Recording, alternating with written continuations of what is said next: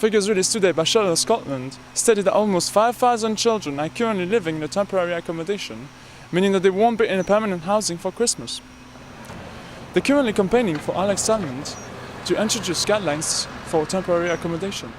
We spoke to Senior Policy Officer Fiona King about the current state of temporary accommodation. Currently, temporary accommodation is governed by a few different standards that look at sort of houses in multiple occupancy, or there's unsuitable accommodation orders and certain parts of legislation, but there isn't one minimum standard that governs all temporary accommodation, and that's what we're proposing is introduced.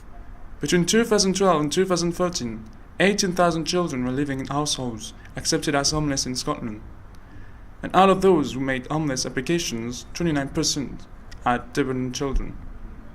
What we think the Scottish Government should do is convene a working group of practitioners from local authorities to define what those minimum standards should be, and then they would be for all households in temporary accommodation. So that would be affordability, location, repairing standards, and just to ensure that it's a really good quality service that's being provided. But we also would like the public to donate money and support the campaign.